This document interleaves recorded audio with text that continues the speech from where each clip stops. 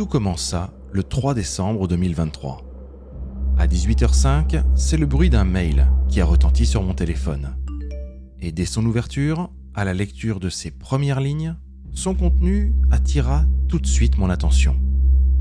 Il s'agissait d'une personne qui disait être le témoin de phénomènes paranormaux dans son appartement et qui ne savait plus vraiment vers qui se tourner. Voici le contenu de ce mail. Bonsoir. Lucie m'a conseillé de m'adresser à vous car à chaque fois que mon petit-fils de 10 ans se trouve chez moi, il se passe des phénomènes surnaturels chez moi, alors que ça ne se produit jamais durant son absence. J'ai aménagé dans cet appartement alors qu'il était neuf et je suis la première locataire. Donc pas de décès, ni de maladie, etc. Et ces phénomènes se passent uniquement en journée, surtout en matinée, jusqu'en tout début d'après-midi. Et ça s'arrête d'un coup. Donc interrupteur qui se déclenche sans intervention humaine, lampe de chevet aussi, robinet qui s'ouvre seul. Objets qui tombent, surtout les affaires de mon petit-fils, sa photo, son portable, pas mal de petites choses. La porte de mon frigo qui s'ouvre et se referme brusquement à plusieurs reprises. J'ai donc fait plusieurs rituels de protection pour faire barrage dans les coins de mon appart et devant le seuil de ma porte d'entrée. Et j'ai prié les 3 principaux archanges comme Gabriel, Saint-Michel et Raphaël. Ça se calme bien sûr pendant 1 an. Là, c'était durant 1 mois, mais dès que mon petit-fils revient, ces phénomènes reprennent, mais pas à chaque fois. Je précise que je suis seul. Par contre, je n'ai absolument aucun moyen de faire intervenir des passeurs d'âme ou enquêteurs du paranormal. Alors que faire pour que tout ceci cesse définitivement ? Merci d'avance pour votre soutien, si ça vous est possible. Bien cordialement, bonne soirée. Le témoignage de cette personne a d'étranges similitudes avec un cas bien particulier que nous avons étudié par le passé, celui du poltergeist de la machine. Un cas de hantise datant de 1973, qui a même été jusqu'à bouleverser les policiers en charge de l'enquête à l'époque. Un épisode de la narratrice lui a d'ailleurs été consacré sur notre chaîne. Nous avons donc pris très au sérieux cette demande, et après quelques échanges en visioconférence, nous avons décidé de planifier un rendez-vous pour nous rendre sur place afin d'interroger Monique, qui est la personne à l'origine de ce mail. Cependant, les événements vont se précipiter. Nous sommes aux alentours de Noël, Thiago, le petit-fils de Monique, est actuellement en vacances chez sa grand-mère, et des phénomènes inexpliqués vont à nouveau se produire. Monique est dans un état de stress très avancé, et c'est donc dans l'urgence que nous décidons de prendre la route afin de nous rendre sur place. Et dès notre arrivée, je vais commencer par interroger Monique. On va revenir sur ce qui avait été énoncé tout au long de ces échanges, que ce soit par mail ou en visio. Depuis le début. Ensemble, tout à fait. Les premiers phénomènes ont commencé à quel moment ? Eh bien, écoutez, Nicolas, ça a commencé exactement il y aura 1 an, pratiquement jour pour jour, c'est-à-dire entre Noël et le jour de l'an. Ouais, j'essaie de préciser, entre Noël et le jour de l'an. Alors, ces phénomènes commencent en principe, je précise, uniquement quand il y a mon petit-fils Thiago, âgé de 10 ans. Ça commence en général autour de 9h, 9h30, on va dire 9h30, 10h, voire fin de matinée. Ça se stoppe, maxi 14h. Jusqu'à présent, ça a toujours fait comme ça. C'est très rare quand ça dure, par exemple comme aujourd'hui, où le timing a été complètement décalé. Donc ça a commencé par les lumières, des jeux de lumière, des interrupteurs qui se déclenchent tout seuls, lumière partout, comme une maison qui s'affole. Vous quittez une pièce, vous éteignez un interrupteur, c'est l'autre qui s'allume. D'accord. Vous avez l'impression un petit peu que ça joue. Oui, oui, carrément. Donc c'est conscient de ce qui se passe. Oui, tout à fait. Et ça vous suit, ça vous fait un petit peu tourner en bruit. Oui, c'est exactement ça. Et après, ce sont les chevets, cette année, les chevets, les lampes d'ambiance, tout ça, qui s'allument et qui s'éteignent. La télévision aussi. Principalement les appareils électriques. Voilà. Donc l'année dernière, c'était ça. Il me semble qu'il y a 1 mois, ça a commencé les phénomènes de robinet qui se lèvent, l'eau qui commence à couler un filet, et ensuite c'est un jet assez puissant d'eau chaude. Et là, c'est moi qui est obligé d'éteindre, parce que je pense que le robinet ne se ferme pas tout seul. Voilà. Mais j'ai beau surveiller, ça se passe toujours quand j'ai le dos tourné. Voilà, je sais, quelqu'un qui joue avec moi, c'est une impression. Ou par exemple, quand je quitte une pièce pour ouvrir une chambre ou une salle de bain ou une toilette, ça s'allume à mon arrivée. Et après, ça s'éteint, mais alors on a l'impression que qui que ce soit est en colère ou est nerveux, ou vous voyez, ça, on voit que l'interrupteur quand il s'éteint, je sais pas comment vous expliquer, je sens une colère, un énervement, on va dire plutôt. Parce que la manifestation est peut-être un petit peu plus franche. Oui, c'est ça. Et donc, avant l'année dernière, il n'y a eu aucun phénomène de ce type. Ça a vraiment commencé l'année dernière. La lumière, Ok. à peu près à la même période. Et vous avez emménagé dans cet appartement à la même période? En novembre 2011, très exactement. Ah oui, d'accord. Pourtant, c'est un appartement neuf. Ouais. Je suis la première locataire. Mhm. Donc, je suis étonnée. Je suis étonnée. Et on m'a dit, ça ne prouve rien. Quand je suis toute seule, il se passe rien, je dors bien. Des fois, je m'endors dans le noir. Moi, qui suis un petit peu méfiante, depuis qu'il se passe ça, je suis zen, je suis cool. Je sens qu'il n'y a rien, quoi. La nuit, je dors très très bien. Je m'endors tout de suite. Je suis bien. Je mène ma petite vie tranquille. Vous voyez, il n'y a rien qui change pour moi. Mais ça le fait pas tout le temps, ni très longtemps. Mhm. Mais c'est uniquement, je précise bien, quand il y a mon petit-fils. Et c'est ça qui m'intrigue. Mais ce qui vient de se mettre ce qui se rajoute là depuis, on va dire depuis hier, et depuis il y a plus d'un mois, ça se rajoute les phénomènes de... Alors, micro-ondes, ça l'avait fait une petite fois.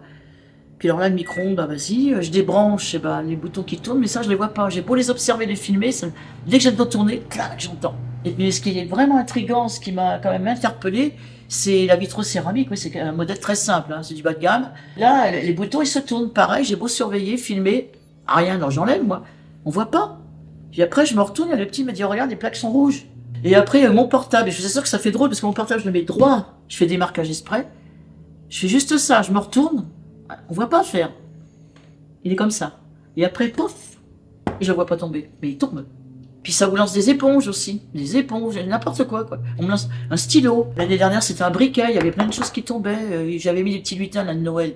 Bah si, ça l'avait fait il y a pas longtemps. Pof, il tombe. Et vous voyez tomber quand même. D'accord, donc ça, vous les avez vus avec vos yeux. Et là, ouais, on voit. Mais c'est pas rare. toujours. C'est rare. Pas toujours, ouais. On dirait que c'est fait exprès. Faut pas que je voie. Et quand je filme, il y a rien. Bon, alors, comme il y avait rien à vous envoyer comme preuve, j'ai dit, je vais l'éteindre, ça sert à rien parce qu'on se fiche de moi, là, en ce moment. Et ben, l'orange, pof, ça a ressauté, puis ça roule. Et 2, et la 3e, j'avais acheté 3, justement, que 3. Ça s'abîme vite. Et ben, les 3 à tour de rôle. Puis on dirait que ça s'amuse. Voilà, celle-là va là. Celle-là, elle a sauté de là. Elle s'est mise sous le meuble, à la console. Et il y en a une, elle a roulé comme ça, puis après, elle revient comme ça, elle roule. Et vous avez réussi à écarter toute explication rationnelle. Oui. Voilà, ça ne Parfaitement. Ça peut pas être le chien, ça peut Non. pas être... Non, elle bouge pas. Voilà, ça peut pas être... Thiago, il m'a avoué qu'il s'amusait un petit peu, puis regardait des trucs un peu comme ça. Il s'en amusait, mais j'ai dit, maintenant t'arrêtes parce que... Et j'avais fait venir justement un électricien, il est resté 3 heures, il a pris une chaise, je dis, pourquoi vous asseyez, ça va pas. Il me dit, non, parce que j'ai jamais vu ça, madame. Il dit, dans les vieilles maisons, ok, il y a toujours des imperfections et tout. Il dit, là, votre appart, il est nickel. Et j'ai regardé le boîtier, il a tout décortiqué. Il m'a dit, ça ne vient pas de là. Il me dit, vous voulez que je vous dise, vous voulez vous fiche de moi? J'ai dit, non, allez-y. Il me dit, c'est d'ordre surnaturel, madame. Il m'a dit, oui, ça vous fait drôle qu'un pro technicien m'a dit, bah si, ça existe, madame. Il dit, moi, j'ai été témoin de certaines choses. Il dit, je vous dis qu'ici, il y a quelque chose. Est-ce qu'il y a d'autres personnes que vous qui avez été témoins de ce genre de phénomène ici? Mon voisin au-dessus, il a vu les briquets tomber. Enfin, je fume pas, mais il y avait un briquet par là. Il a vu ma brosse à cheveux qui traînait là, pauvre qui est tombée. Il était comme ça. Il a dit, bah ça, c'est pas sympa. C'est tout ce qu'il m'a dit. Il m'a dit, bah je sais pas quoi te dire. Il dit, je sais pas. Vous n'avez jamais, vous, subi donc d'agression particulière? Jamais. Pas vrai. J'ai l'impression que c'est pas malveillant. Peut-être énervé, peut-être en colère. J'ai l'impression qu'on veut me faire comprendre quelque chose. Bah, je leur dis, écoutez, je suis désolée, je comprends pas ce que vous voulez me faire comprendre. Faites-moi comprendre. Moi, j'arrive pas à... Alors, ça s'énerve. Bah, après, c'est ça que je dis qu'il y a des laps de temps où il se passe rien, c'est calme. Genre, on te fiche la paix. On va te laisser, genre, mijoter. Mais c'est ce que je ressens. Puis après, là, ça revient. Mais là, ça revient en force, hein. Mais je sens pas que c'est méchant. Moi, je sens un énervement. Ou quelqu'un qui est un peu en colère. Genre, mais tu comprends pas, tu sais pas qui je suis. Ou coucou, c'est moi. Ouais, des trucs comme ça. Je dis, c'est mon père, peut-être. Vous n'avez pas eu de décès récemment dans non. votre famille ou... Mais non, je suis en train de réfléchir, non. Pas de maladie grave, pas de décès. C'est ça que je comprends pas. Et c'est surtout uniquement quand t'as le petit. Voilà, et regardez, là, il dort. Il dormait ce matin, il dormait tard. Il se passe rien. Dès qu'il se lève, vous voyez, il a les 2 pieds, toc, ça y est, ça commence. Lumière, celle-là surtout. Puis après, il y a tout qui s'enclenche. Mais hier, c'était léger. C'était pas méchant hier. Puis après, bah, ça commence tout doucement, mais c'était très léger. Mais 4h30, alors là, c'était du non-stop. C'est pour ça que je vous ai recontacté. Et au fur et à mesure que ça se passait, c'est pour ça que je vous énumérais tout ce qui se passait. Comme ma pierre tourmaline. Alors là, j'ai vu tomber, par contre. Vous voyez, il y a des trucs que je vois. Donc la tourmaline, c'était la pierre qui vous servait un peu à vous rassurer. Oui, ça n'allait pas. Pour moi, qui protège des... Voilà, on dit du mal, entre guillemets. Tous ces phénomènes, relatés par Monique, sont tout simplement incroyables. N'ayant jamais été les témoins de ce genre d'expérience, il nous est aujourd'hui difficile de croire et d'imaginer que cela est possible. Je vais cependant profiter de la présence de Thiago, le petit-fils de Monique, pour l'interroger à son tour, afin d'avoir quelques précisions.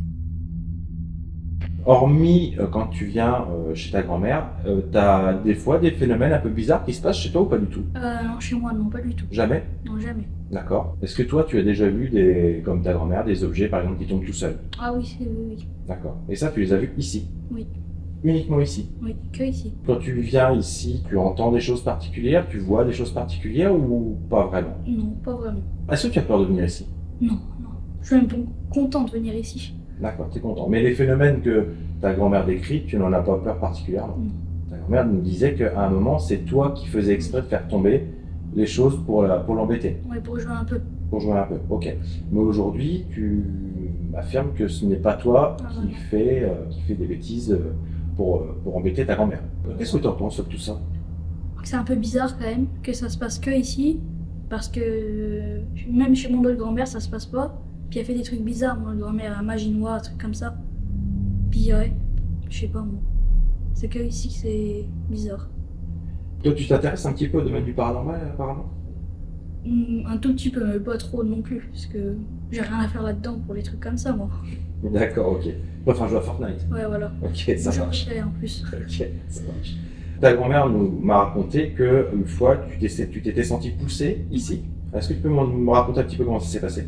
Bah, on était en train de sortir la chienne, et puis j'étais à côté de la porte des toilettes, et d'un coup, j'ai senti une pression qui me poussait, et j'ai tapé la porte des toilettes. D'accord. Pourquoi t'es quasiment tombé?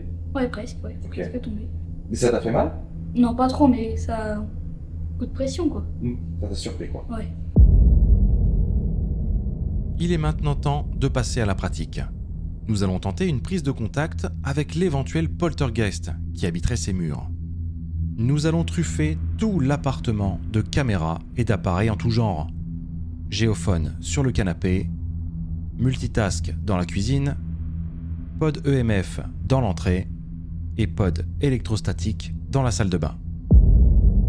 Je vais tout d'abord tenter une séance PVE en alternant les approches. J'activerai ensuite la Spirit Box. Un détecteur EMF sera également à proximité. Nous allons solliciter les énergies du lieu pendant environ 30 minutes, mais malheureusement sans succès.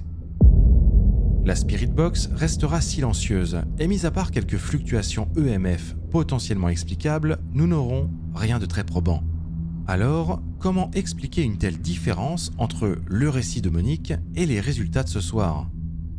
Et si finalement tout ceci n'était qu'un canular? J'ai personnellement beaucoup de mal à le croire. Afin d'en avoir le cœur net, je vais donc prendre la décision de couper les caméras. En me basant sur le témoignage de Monique, il apparaît clairement que les présences mystérieuses qui résident dans ces murs semblent conscientes des enregistrements vidéo, préférant visiblement se manifester uniquement hors caméra. Et cette décision va payer. Au moment de ranger le matériel, Julie, qui est très observatrice, va se rendre compte qu'entre deux allers-retours dans le couloir de l'entrée, la porte qui mène aux toilettes va s'ouvrir dans son dos, et ce, sans aucun bruit. Il est totalement impossible qu'une action humaine ou un courant d'air en soit responsable. La porte était fermée, et après plusieurs essais, la clenche de celle-ci fonctionne parfaitement. Alors, venons-nous d'être les témoins d'un phénomène paranormal comme ceux décrits par Monique? Il semblerait que oui. Mais au-delà de cette expérience, une question m'inquiète. Si le monde de l'invisible est aussi conscient que ce qui semble habiter cette maison, est-ce que nous aurons un jour la chance de capturer la preuve ultime de l'existence des fantômes? Rien n'est moins sûr.